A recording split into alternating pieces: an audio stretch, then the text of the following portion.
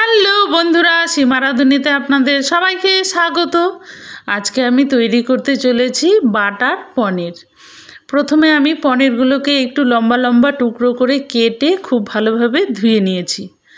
তারপর আমি কড়াইয়ে দিয়ে দিলাম বাটারটাকে দিয়ে আমি একটু বাটারটা গলিয়ে নেব। তারপর পনিরের টুকরোগুলোকে বাটারের মধ্যে দিয়ে দেব, দিয়ে আমি হালকা একটু নাড়াচাড়া করে ভেজে নেব। ভাজা হয়ে গেলেই আমি পনিরগুলোকে তুলে রেখে দেব। তারপর অন্যদিকে আমি কিছু মশলা করে নেব। তার জন্য নিয়েছি সামান্য একটু আদা, কয়েকটা কাঁচা লঙ্কা, দুটো ছোট সাইজের টমেটো, আর দিয়ে দেব 1 চামচ তিল, 1 চামচ চারমগজ, আর 10 থেকে 12টা কাজু। সামান্য একটু জল দিয়ে দেব, দিয়ে আমি এগুলোকে পেস্ট করে নেব।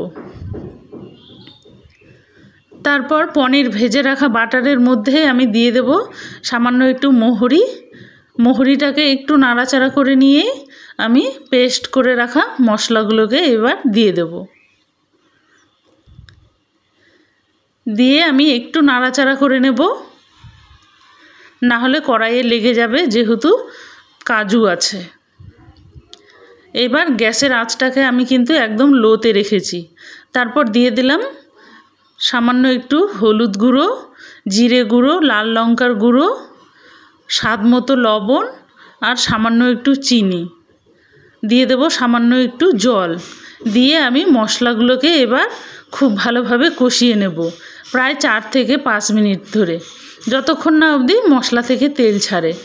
তেল ছাড়ার পরে আমি দিয়ে দিলাম সামান্য একটু গরম মশলার গুঁড়ো আর গোলমরিচের গুঁড়ো, দিয়ে একটু নাড়াচাড়া করে নিয়ে আমি দিয়ে দিলাম ঝোলের জন্য জল। এবার ঝোলটাকে আমি ফুটতে দেব। ঝোলটা ফুটে উঠলেই আমি ভেজে রাখা পনিরগুলোকে দিয়ে দেব, দিয়ে আমি 3 থেকে 4 মিনিট ফুটিয়ে নেব। তাহলেই আমার রেডি বাটার পনির। নামানোর আগে আমি দিয়ে দেব সামান্য একটু কাসুরি মেথি। একটু নাড়াচাড়া করে নেব। আমার তৈরি বাটার পনির। আপনারাও বাড়িতে এইভাবে ট্রাই করবেন, আশা করি ভালো লাগবে। আর ফেসবুকে ফলো করবেন, আর ইউটিউবে সীমা রাঁধুনি সার্চ করবেন। ধন্যবাদ সবাইকে।